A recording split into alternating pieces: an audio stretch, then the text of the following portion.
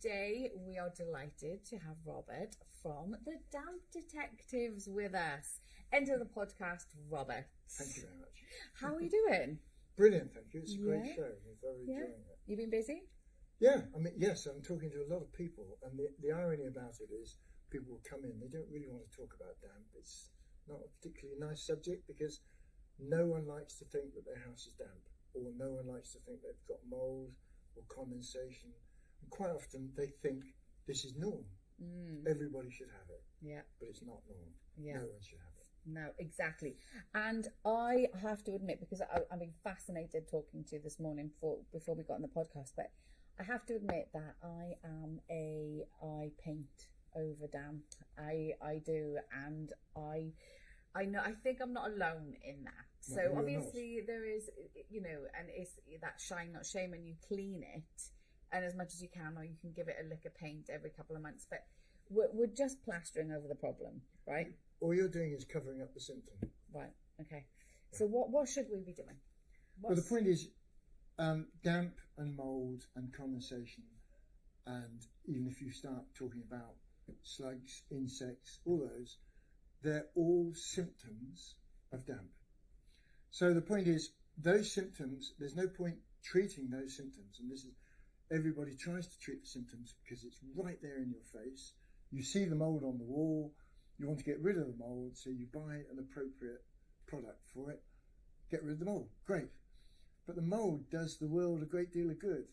There's actually mould in Pakistan right now that is breaking up plastics. Within a month, it breaks up plastics, and the only reason why it's there is because there's a great big pile of plastic in Pakistan, and the mould has started to grow on it, and nature develops a way, and it's now breaking the plastic back down to its original components. So the point is, we all look at the damp, or we look at the mould, or whatever is on our wall being the problem. So we address that because we can see it, and so we use paint, whatever, cover it up. But okay, you've covered it up. It's a plaster over a problem, and so it will come back. You can't, if you haven't stopped it, it will simply keep coming back. If you wipe off mould, great, it's still alive. You send it down the sink, it goes to another part of the world where it does great and wonderful things, especially in Pakistan. That's incredible. There's a pile of plastic. Yeah. And the point is, so you've got nothing on there, but there is things in your house. When you cook your chicken, you can smell chicken all over the house. Yeah. That is because there are minute particles of chicken fat carrying in the air, and that's what you smell. Yeah. It's a chicken fat. Right. This will then be sitting on your wall. Microscopic particles of proteins, that's what the mould grows on. Right. That's the food source. It needs a food source. Wow. It needs to be in an area where there isn't much wind, much air movement. So it tends to be in the corners because air goes round the corner. It doesn't go right in and back out. Yeah. It just gently goes round the corner.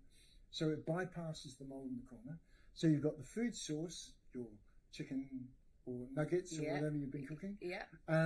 You've now got there's very little air movement. Yeah. But the only thing that starts mould is like a little man in a shell.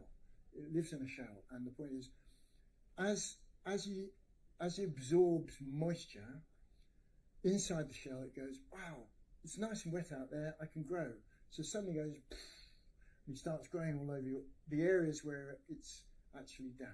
Yeah. So you wipe him off, he disappears off, and then more mould that's very gently coming in from the outside, it's all over the world, will go past here and it'll go, ideal conditions, we've got food, and we've got this and we've got that, therefore I'll grow again.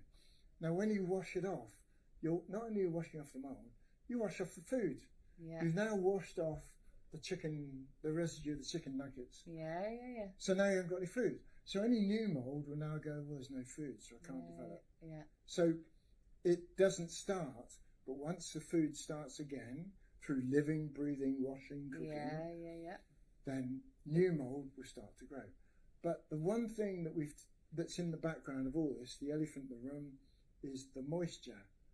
If you don't have moisture, the mould won't grow. It can't grow. So something in that surface is creating the moisture. Now, it's either the moisture in the air or it's the moisture in the wall. Yes. And a lot of people are educated to think that just by having a shower, by cooking, by washing, drying your clothes in the house, why not? Why can't you dry your clothes in the house? Yeah. You know, you need to live.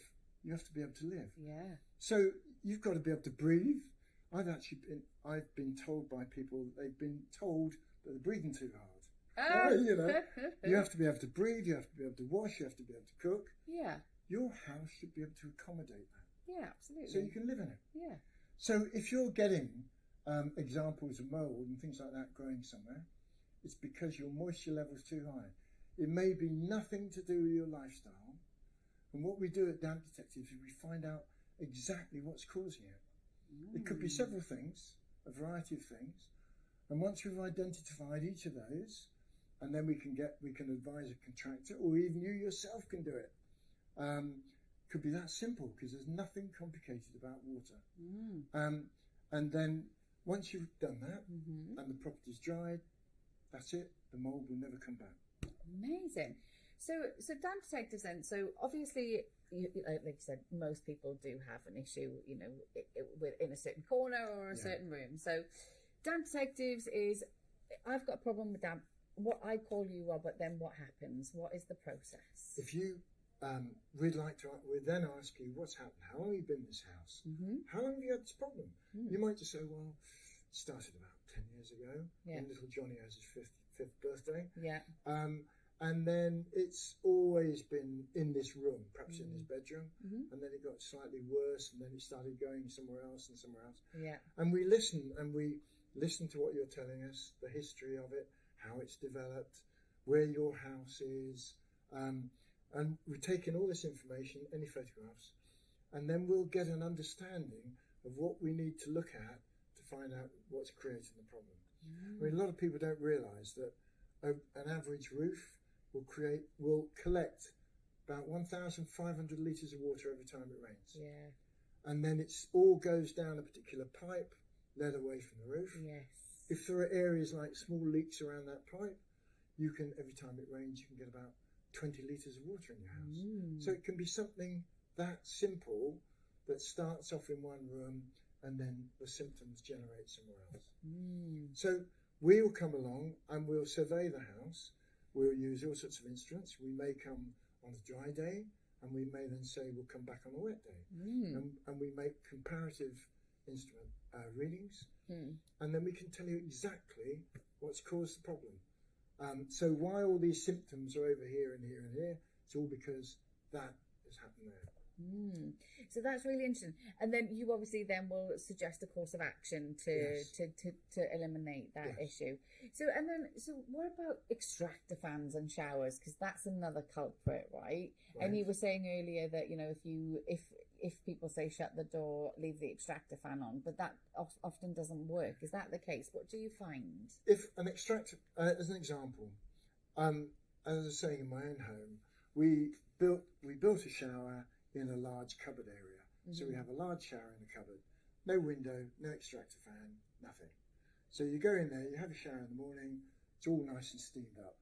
We put moisture meters, we put these data loggers in the shower and 1 meter in the hallway outside the shower. And everyone is advised, shower with the door closed, have your extractor fan going, because if you open the door, it will make the whole flat or the whole house wet. No, we've proved that it doesn't happen. Right. At the end of the day, the house is big enough. You're taking a little bit of water, as an example, and taking it from that cup where it's a bit of water, and you're now taking it into this room. So that bit of water is now minuscule. It's nothing. It's insignificant. Yeah. Therefore, it doesn't make the air wet enough to create the problem. And so it's one of these things. There are all sorts of sayings, such as warm air. Condensation is created by warm air hitting a cold surface.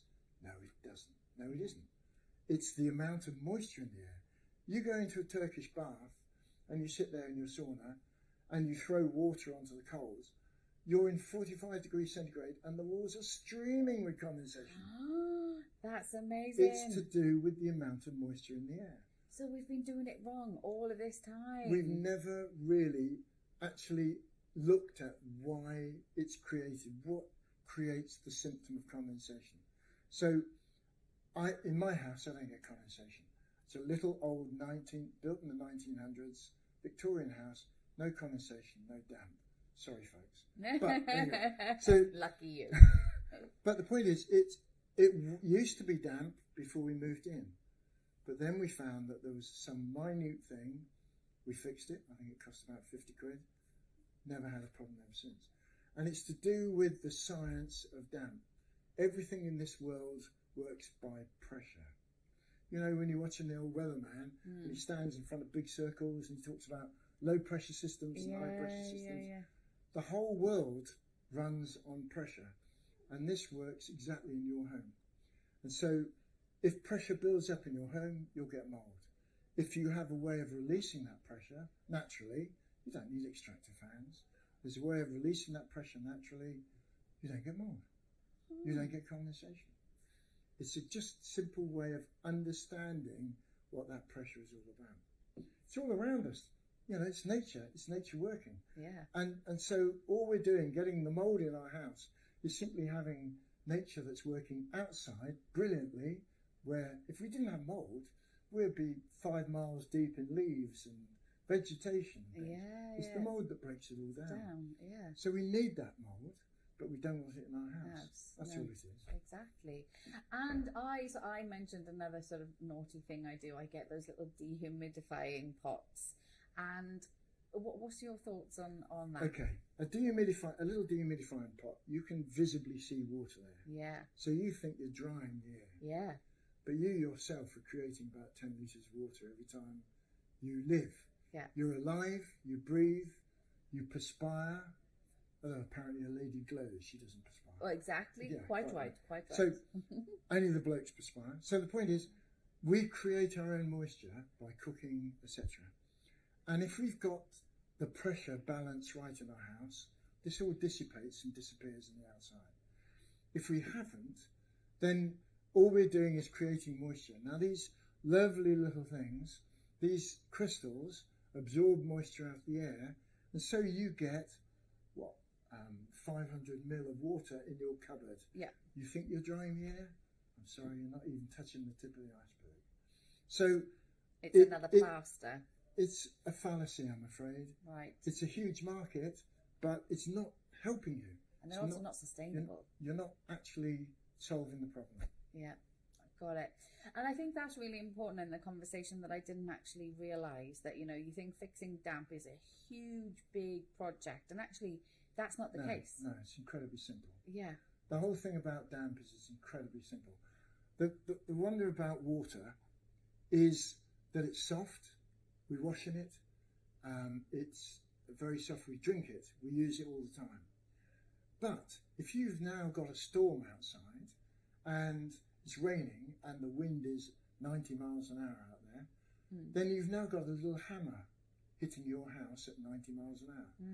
We all go to Niagara Falls to go and see the power of water, which hits the rocks at 45 miles an hour. And it smashes into rock and it manages to smooth things off. It has a huge amount of power.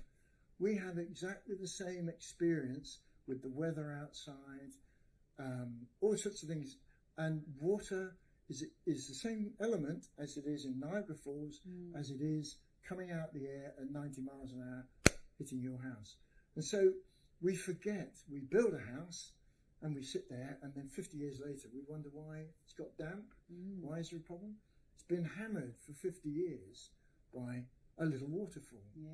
And so when I'm teaching my damp detective surveyor, I always say to them, if you're looking at a downpipe coming off a roof, don't think a downpipe, think Niagara Falls. Because you have the much more smaller version of Niagara Falls coming down that downpipe, and anything it hits, there is power to it. And you put it over 20, 30 years, it creates holes, it creates rust, it erodes away. Water is the most powerful element on this planet. You can't stop it.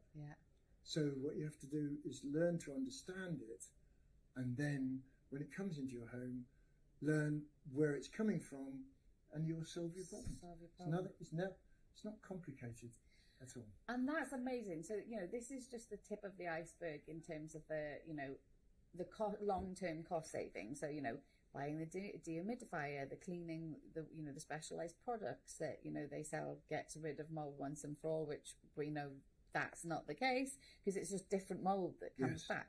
So there is obviously, you're buying dehumidifiers or you're buying a little tin of white paint or whatever to repaint it. But actually getting to the root of the problem can save you that money in the long run. But it's also the bigger thing. I did not realize how much of an impact damp had to increasing your energy bills. Tell me more about that, because I think our listeners are really going to be interested to this. Well, the point is, we're in the year 2000, the book was brought out talking about energy poverty and the fact that pouring money into the house from your energy to raise the actual temperature in your house. The one thing that people don't tend to realise is that water will draw energy 20 times faster than air. So if you're putting a radiator in a room, you're heating up the air, and the air therefore takes a period of time. You put in a certain amount of energy, you warm the air up. But if you've got a wet wall, that is actually drawing the energy out 20 times faster to actually evaporate the water out of the wall. So you then tend to find that you've dried your room. So you dry, my brain goes faster than my mouth. So you've warmed up your room, and you've warmed up your room to 22 degrees. You spent all that money warming up your room to 22 degrees. If you've got a damp wall, then that wall now will take the energy out of the 22 degrees in the room, and a dry wall will reflect most of that energy back. And this is why you go into a room and it feels all warm. But sometimes you talk to a lady and you say, are there any parts of the house that make you feel cold? She go, oh yeah, the back bedroom. That back bedroom is the one that makes you feel cold. But she'll go, but that's on the north side of the house. No, that makes any difference, because every house has got a north side. We'd all have cold time. No, it doesn't make any difference. So the point is, when she walks into that room, she can sense that part of that room is colder. Women are far better in their senses. They can smell better than men, they can feel better than men, and they take in the whole aspect. Whereas a bloke will walk in and go, well, that wall's damp. A woman will go, I can feel damp in the air, my clothes are feeling a bit damp, it smells damp. They're using all their senses. So they can actually feel that there's a temperature difference radiating off the wall. And the only reason why that is happening is because inevitably that wall has got moisture in it. And so over the years, people have been it's been pushing forward the marketing of insulate your house. So we've been injecting mineral fibres into cavities to keep the cavities nice and warm.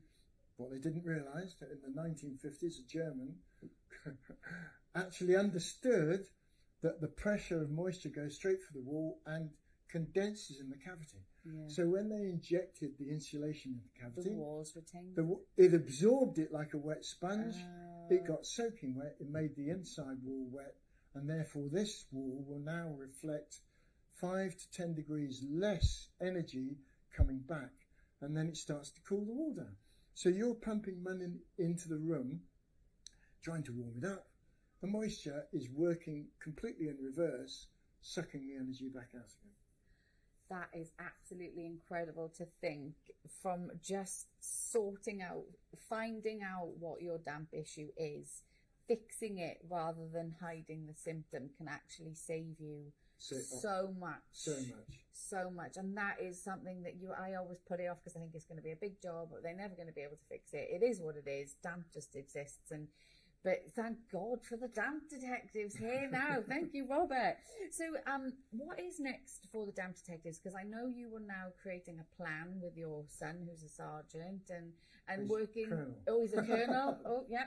Sorry about that. So, but I know you're working with him, and you have a plan to engage the government with this. Because yes, you can get your loft insulated, you can get all sorts of grants and funding, and actually, there is 20% more savings to be had by fixing your damp, right? So where are you at with your plans? Okay, what we're trying to do is we're trying to put forward a pilot scheme at the moment, because I live in Plymouth.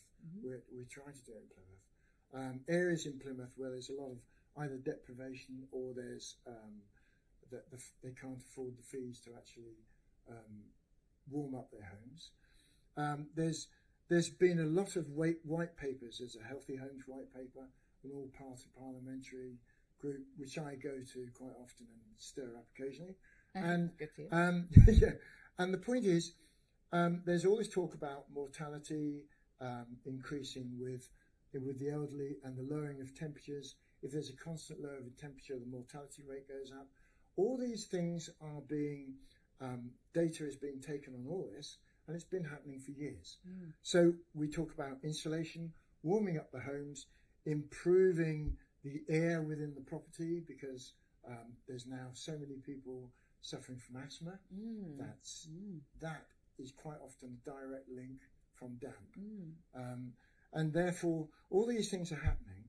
But the one thing that nobody is actually addressing is the very fact that you can spend all these money on these homes and put in all the extras and improvements.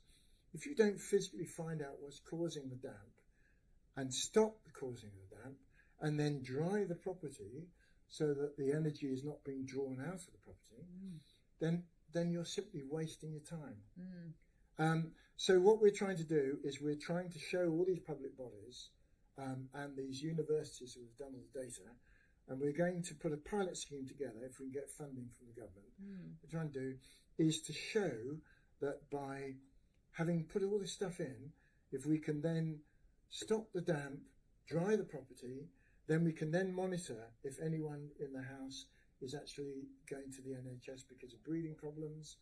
You see that the NHS costs the NHS billions of pounds because of lung conditions and depression, and anyone who lives in a damp home, they feel low, they feel depressed, they do have lung issues quite often, they are cold, they're miserable, no one's listening to them, and in fact Boris Johnson actually wrote as a starter to one of these papers, he said the one thing that stood out of him was a man who was totally depressed because he could do nothing for his family, no one was listening to him to resolve all the damp and mould in his house.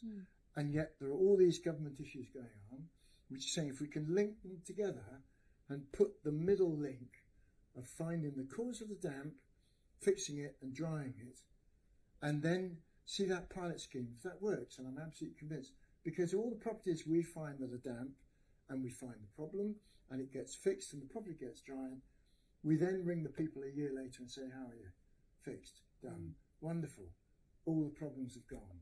So we realise, we do know, we're convinced, and we have proof from what we've been doing over the last 20 years that it all works. And all it needs to do is link it together.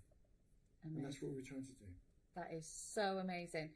So, Robert, if our listeners are now like, okay, right, I'm going to do this, I'm going to tackle the source of the problem, not covering it up, what do they need to do? How can they get in touch with you? If they go onto our website, www.dampdetectives.co.uk, and put in their postcode, they will then be directly to the page of the actual surveyor who's in their area. And he'll talk to them, and he'll look at photographs, and all the information they can give them, the history, how long they've been there, which room the damp started in, how it's developed, has little Johnny now got asthma problems, is he now starting to get issues, all these sort of things. We take all this information, we can then tell you how much it would cost to do a survey, and most people have already spent thousands of pounds on trying to fix these problems over the years. Our surveys are between £350, £450. We take about 3 hours. We might say we'll come on a dry day, take a load of readings, and then come back on a wet day and monitor the difference. We can then pinpoint exactly what's causing the issues. We can, quite often, the actual people in the homes have actually fixed the problems themselves because it's right there, it's staring them in the face, but they didn't realise it because they had so many symptoms covering it all up. But quite often, it's normally about £200 to £300 to actually fix it, to get a builder to fix it, to do the problem. And normally, it's what happens over the years. We buy a house, but we found that over the years somebody's extended the kitchen, or they've built up the bathroom, or they've built up the garden outside, or they've done this, they've done that. And they, over the years, have simply created the problem just by doing these things. And we simply recognise it, show them what to do just to make the change, and then it's solved. And the house goes back to being normal again. And people buy a house because they love it. They love the position, they love the aspect of the house, how it looks, how it feels. And then they fall out of love because it gets mouldy, it gets damp.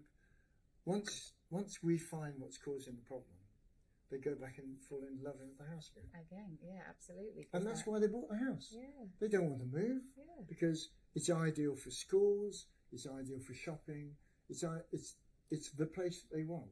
So don't lose heart. Don't say, I've got to go, I've got to run off because this is going to cost me thousands of pounds to fix.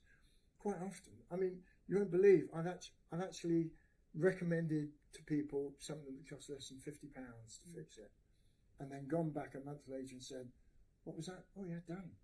And one lady said to me, Bob, I've no idea what you did, but you did it. It worked. I've no idea what you did, but it worked.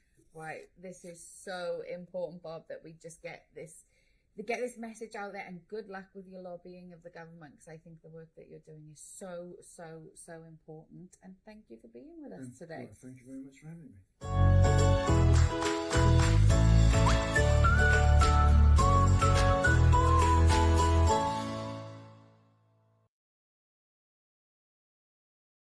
It has to be used at high temperature. Yeah. We're not saying to wash it every day or every week. It's one of these kind of must cleans to do, and without the high temperatures, the formula can't work, the oxygen can't break down and wash it away.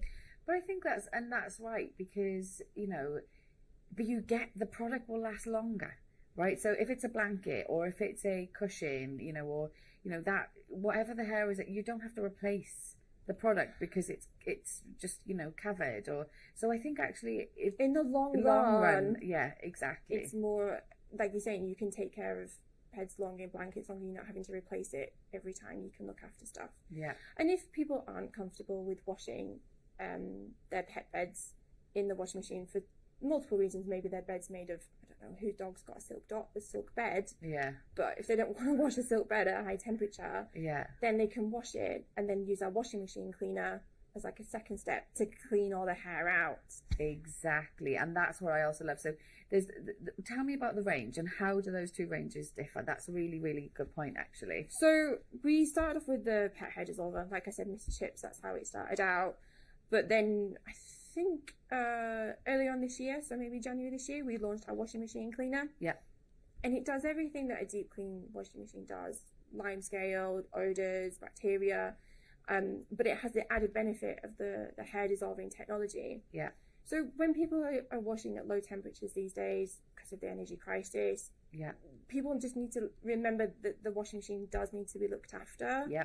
And to clear out the lime scale, clear out the bacteria. Yeah. Hot wash, deep clean, once a month, once every 6 weeks will just help maintaining the machine for longer periods of time. And that's again long run, washing machine care is okay. So you've got your options. You either wash at a higher temperature with the one product and get the hair out, dissolve it at that source. Yeah. Or if you have a silk product or you don't want to wash at the high temperature, then you can just use the washing machine cleaner, run that through, and that's also then keeping your washing machine The washing machine does have to be used at a high temperature as well, but it's more a case of if the pet beds, you don't want to wash them at high temperatures. Yeah.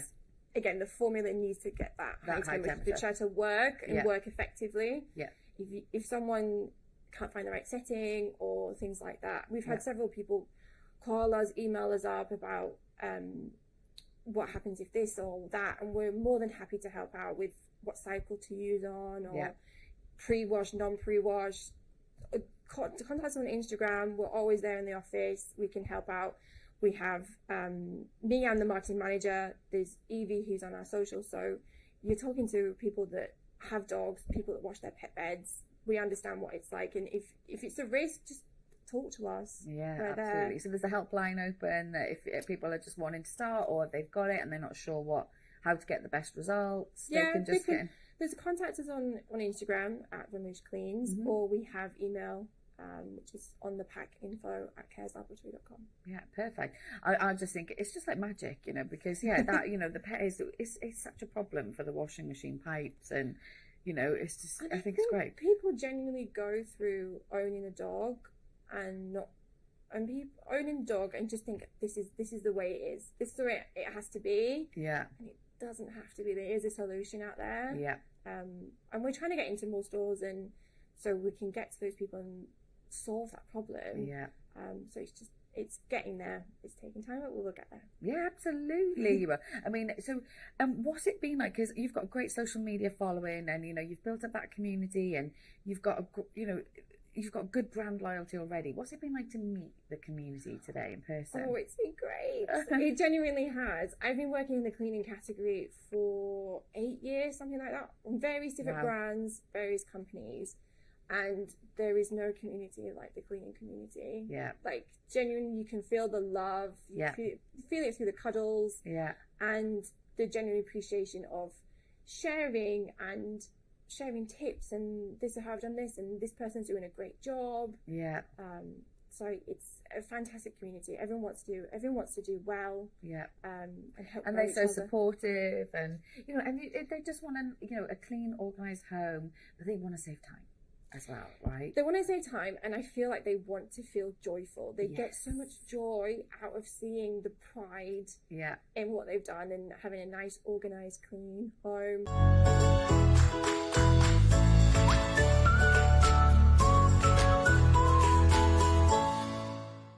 So we have got a real treat for you guys today. I am with Louise, who is the founder from Moan. Hello.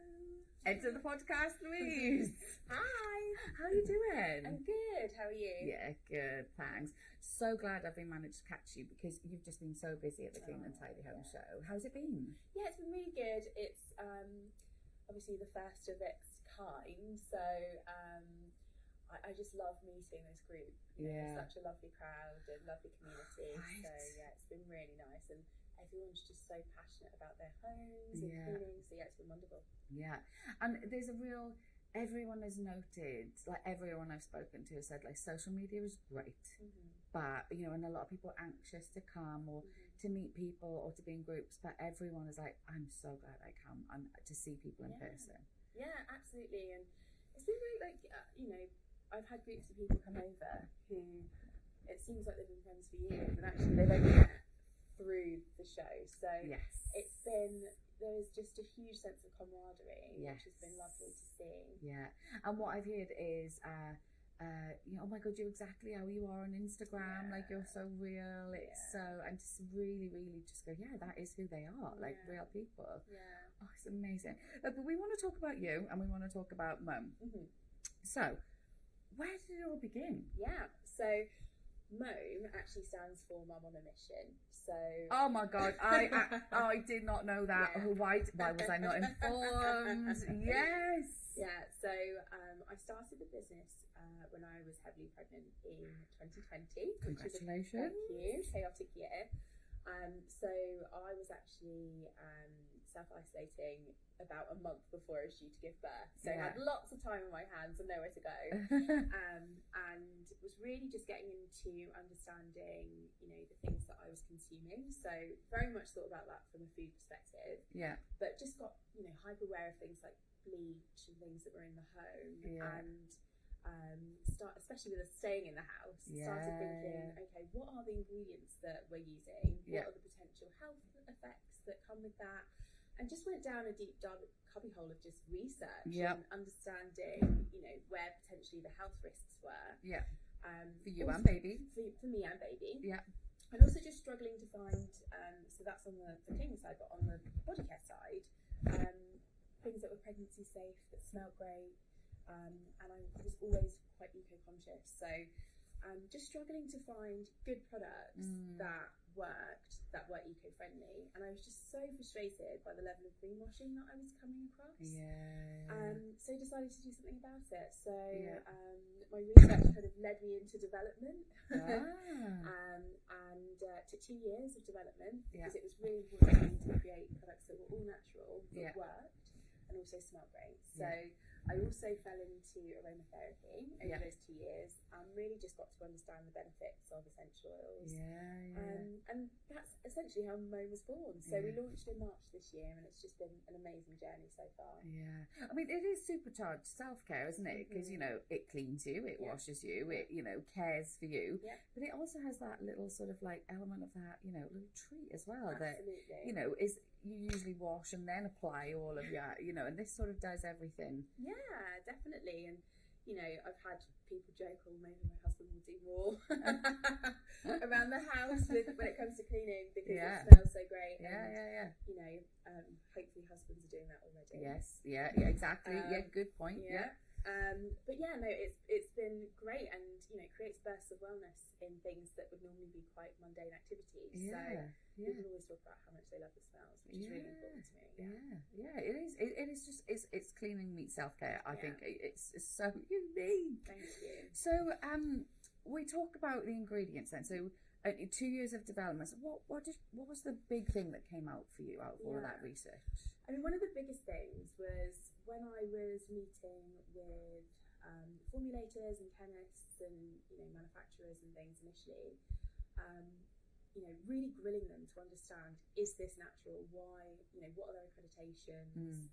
Why do they feel that this is the best thing from an eco-friendly perspective as well?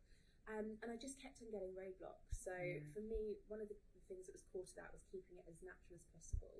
So all of our products are 99 to 100% natural. The only additional element is preservative, but it's one that we feel confident in being safe. And so we spent a lot of time making sure we had the right ingredients that were effective. So using plant power to its absolute fullest potential. So that was really important to us. And then the aromatherapy element. So all of our products lead with aromatherapy. And they're all designed to create, as I said, bursts of wellness, but in different ways. So we have the recharge through our body care. So we've got body wash and lotion, which is themed around Santorini. And then we have relaxation for our laundry stuff. So people absolutely love it on bed sheets and linens and things like that, as well as your everyday clothes. So there were themes around those. So it was really important that we use essential oils that had benefits for you as well. So and where did the Santorini sort of link come on? I mean, when I was studying aromatherapy and just essential oil blends, it was during lockdown, and I think we were all dreaming of faraway climes at the time. So for me, it was I feel like scents are a form of escapism. So it's an opportunity to go somewhere different and be transported somewhere. And one of the things that was important to me is destinations at the time, because I love traveling.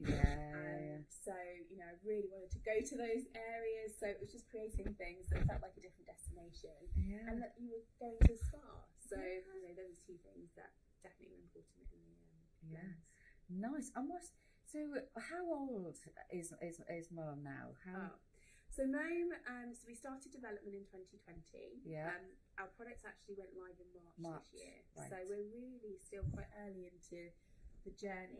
But we've had amazing responses so far, and after working on something for 2 years, it's so nice to actually have finally got it out in the market. And to have such great feedback has been brilliant as well. Yeah, absolutely. And what would you say the biggest thing you learned since launch has been?